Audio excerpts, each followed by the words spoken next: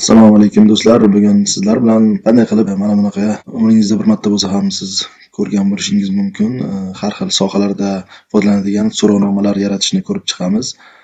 Menimcha har xil saytlarda, kanallarda ma'lum bir soha vakillari tomonidan o'tkaziladigan so'rovnomalarni ko'rgansiz. Masalan, mana bu misolda biz aviachiptalarni xarid qilish bo'yicha so'rovnoma qilingan va bu yerda mana 500 ming so'mlik chegirmaga ham berilgan. Ya'ni bu so'rovnomalar hozirgi marketing sohasida umuman tadqiqotlarda, o'rganishlarda, o'sha ilmiy sohalarda va o'sha sotuvlar uchun ham juda muhim hisoblanadi. Ya'ni omma fikrini bilish. Mana shunday so'rovnomani qanday qilib bepulga oddiy Google akkaunt orqali kompyuterda yoki telefonda bajarishni ko'rib chiqamiz bugun. Demak, buning uchun bizga Google brauzeri kerak bo'ladi, ya'ni Google Chrome va bunda bizga ro'yxatdan o'tgan akkaunt kerak bo'ladi. Agar sizda akkaunt bo'lmasa, qanday qilib ro'yxatdan o'tishni mana bu yuqorida chiqqan videoda ko'rib chiqishingiz mumkin. Pastda opsiyada bo'ladi. Shu videoga o'tib, yangi akkaunt ochishni, bepulga akkaunt ochishni ko'rib tanishib chiqishingiz mumkin. Demak, akkaunt ochilgandan keyin bizda qanday qilib yangi forma yaratishimiz mumkin? Buning uchun mana bu brauzerda yangi vkladka ochgan holda, mana akkauntimiz ochilgan holda mana bu 9 ta nuqtaga bosamiz va bu yerga pastga tushsak, formi degan yozuv turibdi, ko'rib turibsiz. Mana shunga kirishimizga to'g'ri keladi. Mana bu yerda formi degan Google'ning maxsus platformasi ochiladi, ya'ni bu yerdan aynan Google Forms platformasidan foydalangan holda o'zimizga kerakli so'rovnoma yaratishimiz mumkin bo'ladi. Bu yerda so'rovnomalar shablonlari ham bor, mana ko'rib turibsiz. Kontaktni informatsiya, ответ на приглашение. Xohlasak, mana shularga tayyor shablonlardan foydalangan holda tezroq yaratib olishimiz ham mumkin. Masalan, birortasini ko'rib chiqamiz. Mana kontaktni informatsiya ustiga bossak, bu ochiladi. Mana shunchaki odamlarni o'zini kontakt sifatida ma'lumotlarni yig'moqchi bo'lsangiz, mana shu so'rovnomani o'zingiz uchun yaratib, uni jo'natishingiz mumkin guruhlarga yoki ma'lum bir odamlarga jo'natishingiz mumkin bo'ladi. Endi buni qaytib chiqamiz, chunki biz o'zimizni noldan yaratishni hozir ko'rib chiqamiz. Shuning uchun mana bu yerdan plusni, pustoy formani ustiga bosamiz. Bizga mana bo'sh oyna ochiladi. E'tibor bergan bo'lsangiz, mana bu yerda ham новая forma nomi turibdi, bu yoqda ham новая forma. Demak, birinchi nom bera olishimiz kerak. Deylik, mana bu obunachilar uchun deb yozib qo'yamiz. Bosamiz. Mana bu yozuvni kopiya qilib olib, yo'qqa ham qo'ysak bo'ladi. Mana o'zi avtomatik ham qo'yib beradi. Nima uchun ikkita joyga ham nom qo'ydik? Bu yerda yozgan nomimiz demak boshqalarga ko'rinib turadi. Ya'ni so'rovnomadan o'tuvchi insonlarga ko'rinib turadi. Bu yerdagi nom esa o'zimizda, demak, Google'dagi akkauntimizda ko'rinib turadigan nom hisoblanadi. Birinchi o'rinda mana nomini qo'yib olamiz va buni xohlasak o'zgartirsak bo'ladi. Mana yozuvni belgilab turib, mana yerni yoki mana kursiv holatda o'tkazib qo'ysak ham bo'ladi. Undan tashqari bu yerda opsiyani ham yozsak bo'ladi. Masalan, kanalimiz obunachilari bilish uchun deb yozib qo'yamiz. Xo'p. Endi demak mana opsiyani yozib qo'ydik. Endi pastda bizga birinchi savol o'zi ochiq holda bo'ladi va bu yerda bosgan holda biz birinchi savolni o'zimiz so'rovnoma uchun yozsak bo'ladi. Deylik, bu yerga ismingiz deb yozamiz, chunki aynan qaysi odam bizdan so'rovnoma o'tganini bilishimiz uchun ismingizni yozamiz va bu yerdan один из списка deb yozilgan joydan qanaqa javob berishni yozib qo'yamiz. Mana bu tekst birinchi turgan stroka bo'limini tanlasak, bizga mana so'rovnomani faqat javob yozish qismi holatiga o'tadi. Endi bu yerdan qo'shimcha nimalarni o'zgartirishimiz mumkin? Mana xohlasak, savol bilan birga rasm ham qo'yishimiz mumkin. Mana вставить изображение bosgan holda o'zimizga xohlagan birorta rasmni joylashtirsak bo'ladi. Aynan bu holatda kerak emas. Keyingi holatlarda buni ko'rib chiqamiz. Xo'p. Undan tashqari pastda mana обязательный вопрос yozib turibdi. Buni yoqib qo'ysak bo'ladi. Ya'ni so'rovnomani to'ldirish uchun mana bu savolga javob berish, ya'ni ismini yozish majburiy qilib qo'ysak bo'ladi. Agar buni o'chirib qo'ysak, bu majburiylikdan tushadi va xohlasa odam yozadi, xohlasa yozmaydi. Lekin ismini yozish majburiy qilgani yaxshi, shuning uchun buni qoldiramiz. Demak, bu birinchi savolimizni hozir yaratib oldik. Endi yaratgan savolimiz qanday ko'rinishda bo'lishini bilishimiz uchun yuqoridagi mana ko'z belgisi bor, prosmotr, shuni ustiga bir marta bosamiz. Mana aynan xohlasak bu yerda yozib qo'yishimiz ham mumkin ismini. Masalan, Salim deb yozgan bo'lsak, mana so'rovnoma birinchi savoli to'ldirilgan hisoblanadi va отправить qilib jo'natsa bo'ladi. Bu yerda обязательный вопрос degan yozuv ham turibdi. Endi mana yangi vkladkada ochildi bu. Demak, mana chapdagi vkladkaga o'tib, endi davom ettirsak bo'ladi. Demak, qo'shimcha yana savol qo'shish uchun mana bu o'ng tarafda plus belgisi turibdi. Shuni bosishimiz to'g'ri keladi. Mana добавить вопросni bosamiz va yangi savol qo'shib ketsak bo'ladi. Endi birinchisi tekstni ko'rdik. Endi ikkinchisi tekst abzas qismini tanlaymiz. Ya'ni bu yerda qisqa javob emas, to'liq masalan javob yozsa bo'ladi. Misol uchun yozsak bo'ladi. Kanal haqida fikr, mulohazalaringizni yozadigan bo'lsak, bu yerda xohlagancha 2-3 qator matn yozish ham mumkin bo'ladi.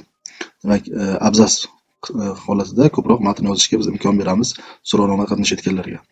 Keyingisi yana plusni bosib ko'ramiz va bu yerda yana xuddi shunday savol qismi chiqadi. Один из списка chiqadi. Bu esa oddiygina berilgan savollardan javob berish hisoblanadi. Bu yerga qanaqa savolni qo'ysak bo'ladi? Misol uchun deylik, kanalimizda qayerdan eshitgansiz? Ya'ni kanalimiz haqida qayerdan ma'lumot olib kelgansiz degan ma'noda savol beradigan bo'lsak, bu yerda один из спискаdan bittasini qo'ysak bo'ladi. Misol uchun qo'ysak bo'ladi Telegramdan. Enter bosamiz, keyingi variantga o'tadi. YouTubedan, masalan Instagramdan. Va pastga mana bu yerda добавить variant другой qo'yib qo'ysak bo'ladi. Xohlasak, so'rovnoma ishtirok etuvchi o'zini variantini yozib qoldirsa ham bo'ladi.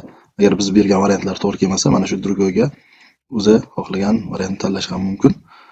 Shu orqali один из спискani bittasini tanlash mumkin bo'ladi. Buni yana mana ko'zni ustiga bosib, yana bu qismiga bosib загрузить qilib olsak, bu yerda ko'rinadi mana. Yoki другой qilib o'zi yozsa bo'ladi. Misol uchun islolmayman deb yozib qo'ysa bo'ladi, misol uchun. To'ldiruvchi. Xuddi shunaqa tarzda, demak biz один из списка, ya'ni xuddi test rejimida kabi variantlar ichidan tanlaydigan holatga o'tkazsak bo'ladi. Demak, keyingi savolni qo'shamiz yana. Bu savol turi несколько из списка, ya'ni bir qancha variantlarni tanlash imkoniyati bo'ladi. Xo'p, bunda endi desak bo'ladi. Misol uchun qaysi ijtimoiy tarmoqlarimizni kuzatasiz? Demak, shunaqa savol beradigan bo'lsak, bu yerda misol uchun mana bu savollarni ham yerga ko'chirib o'tsak bo'ladi. Telegram, YouTube, Instagram. Bunga ham другой qo'ysak bo'ladi. Instagramdan emas, nomi tursa yetadi. Bu joyda endi avvalgi savoldan farqli ravishda, demak, faqat bitta variant emas, bir nechta variantni tanlashingiz mumkin bo'ladi. Shunday holatda, demak, bir nechta variantlarni tanlasa bo'ladi. Xo'p, buni mana bu yerdan ham ko'rsak bo'ladi. Mana yangilaveramiz, загрузить. Telegram, YouTube, Instagram xohlasak 3 talasini ham belgilashimiz mumkin yoki другойni qo'shib yana o'zimiz javob qoldirishimiz ham mumkin. Раскрывающий список, bu ham xuddi mana bu ichidan bittasini tanlashga o'xshaydi. Bir xil, faqatgina variantlar bosgan holda ko'rinishi boshqacharoq bo'ladi. Deylik, qaysi viloyatdan kuzatasiz? Qaysi viloyatdan siz deb javob savol bersak ham bo'ladi. Qaysi viloyatdansiz yoki qaysi viloyatda kuzatasiz va bu yerga variantlarni masalan o'zimiz yozib chiqsak bo'ladi. Endi hammasini yozib o'tirmaymiz. Siz 12 ta viloyatda yozib chiqsangiz bo'ladi agar.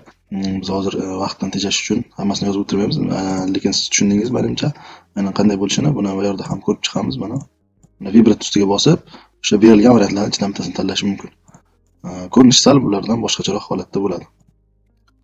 Buni farqli tomoni mana bunday другой orqali variant yozish imkoniyati mavjud emas. Shu tomondan, demak, bu variant tanlash savoldan farq qiladi. Aynan asosiy farqi shunda. Demak, keyingisi раскрывающий спискni ko'rdik. Endi загрузка fayl qismi bor. Bu ham juda ham qiziq, yaqinda qo'shilgan. Ya'ni sizga qanaqadir fayl jo'natishlari mumkin, продолжить qilib. Ya'ni bizni Google diskimizga tushishi haqidagi ma'lumotni qabul qilamiz va bu yerda yubormoqchi bo'lgan faylni yozishimiz mumkin. Misol uchun yozamiz savol yoki takliflaringizni fayl ko'rinishida boring. Demak, shu holatda biz aynan bizga fayl ko'rinishida yuborishlarini tanlashimiz mumkin. Bu yerda demak nimalarni o'zgartirishimiz mumkin? Fayl tiplari, ya'ni qaysi fayllarni jo'natishimizni o'zimiz tanlab berishimiz mumkin. Buni всего turibdi. Agar faqatgina mana PDF, tablitsa, prezentatsiya, рисунок kabi tanlasak bo'ladi. PDF, agar audio kerak emas bo'lsa, audio yoniq o'chib qoldiramiz.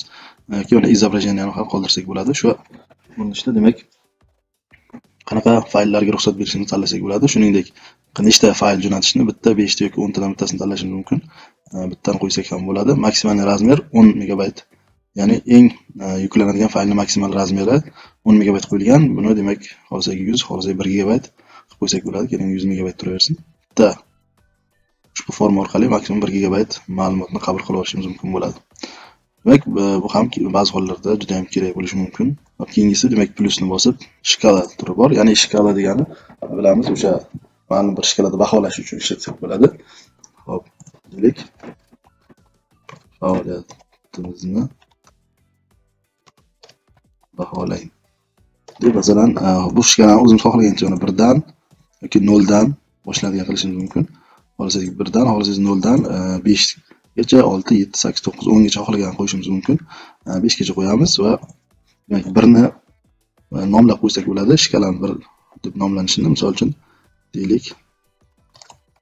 Juda yomon va 5 ni juda zo'r deb qo'ysak bo'ladi.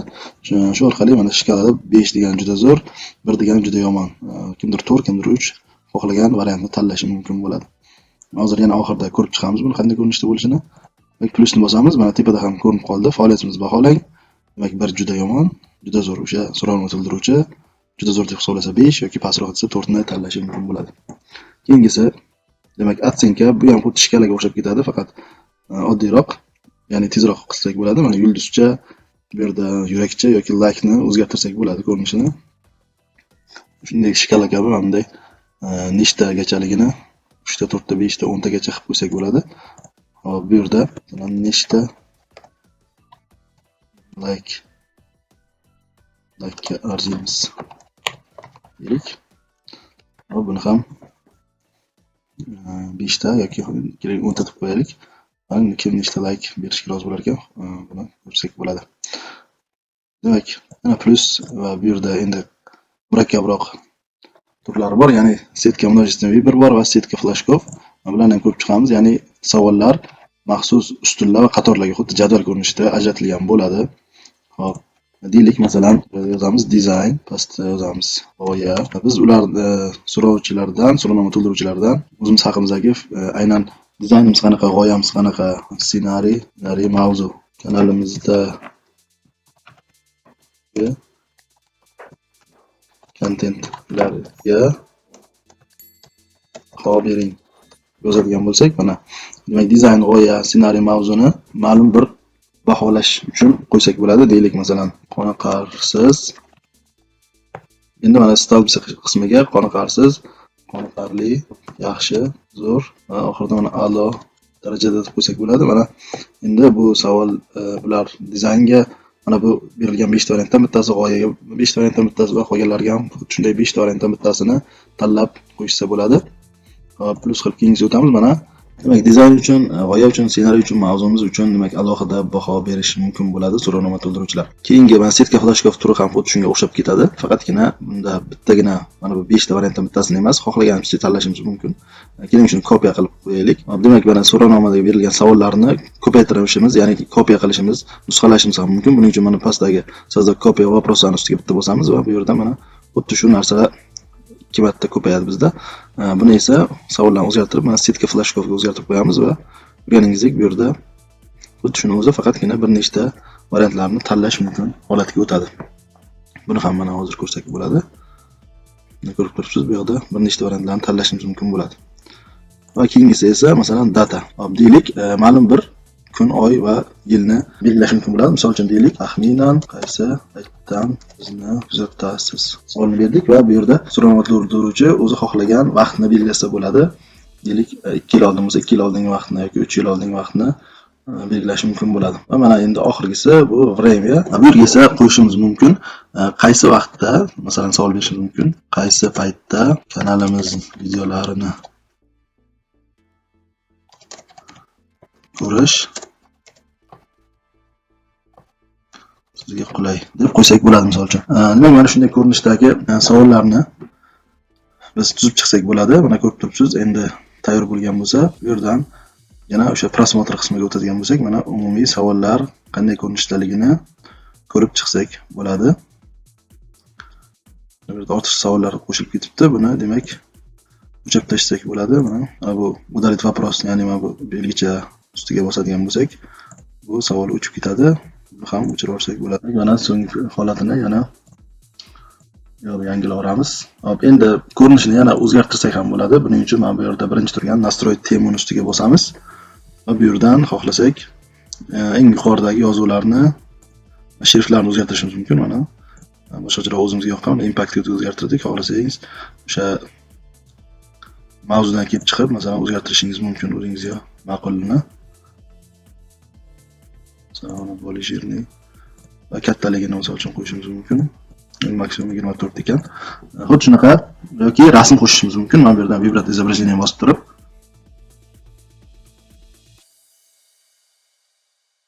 mana bu yerdan bor tayyor rasmlardan yoki o'zimiz xohlagan fotografiyalardan yuklab qo'yishimiz ham mumkin. Shuningdek, o'zimizning kompyuterimizdan birorta rasm qo'yishimiz ham mumkin. Buning uchun mana добавить kirib turib, obzorga kiramiz va kompyuterimizga bor rasmlardan bittasini qo'yib qo'yishimiz mumkin. Mana so'rovnoma tepa qismiga bu rasm qo'yildi va ranglar ham aynan shu rasmga mos qilib mana bu yerda o'zgarib qoladi. Xohlasak yana boshqa ranglarni tanlashimiz mumkin. Menimcha mana shu rang qulay. Shu kabi demak buni ko'rinishini ham o'zgartirishimiz mumkin. O'zgarganini yana mana bu oynadan bilsak ham bo'ladi. Mana ko'rib turibsiz. Shu holatda tayyor bo'ladi. Ishimiz tayyor bo'lgandan keyin buni boshqalarga jo'natishimiz kerak. Bu jo'natishni qanday amalga oshiramiz? Buning uchun mana опубликовать ustiga bosamiz. Mana доступно по ссылке degan yozuv chiqadi va опубликовать deb bosamiz. Bizga esa mana bu yerdan silka chiqadi, ya'ni mana shu silka orqali xohlagan odam kirib, bizning savollarimizga javob bersa bo'ladi. Hop, URL uzunroq bo'lgan bo'lsa, mana korotkий URLni bosadigan bo'lsak, bizga mana buni ancha qisqartirib beradi va mana kopировать bosamiz, bizga mana nusxa olindi. Endi esa buni o'zimizning kanalimizga joylashimiz mumkin bo'ladi. Demak, endi olgan ushbu so'rovnomamiz, yaratgan so'rovnomamizni masalan kanalimizga joylashimiz mumkin bo'ladi. Buning uchun kanalimizga oldin yozib olamiz. So'rovnomada ishtirok eting deb qo'yamiz hozircha. Ikkita nuqta qo'yib qo'yib, endi boya nusxalab olgan silkamizni qo'yish uchun Ctrl V ni bossak bo'ladi. Mana Forms Google saytining o'sha silkasini qo'yildi. Buni pastga tushirib qo'ysak ham bo'ladi. Mana jo'natishni bosamiz. Endi shu orqali masalan kanalimizni ko'rgan odam unga kirgan holda mana to'ldirib chiqsa bo'ladi. Hop, endi to'ldirilgandan keyin bizda javoblar ko'rinishni boshlaydi. Shuningdek, yana bir narsani aytib ketishim kerak. Bu yerda aynan biz yaratgan ushbu so'rovnomani qog'oz ko'rinishida yoki o'sha fayl qog'ozga chiqarish uchun ham, jismoniy oddiy to'ldirish uchun ham foydalansak bo'ladi. Buni qilish ham juda qulay. Buning uchun nima qilamiz?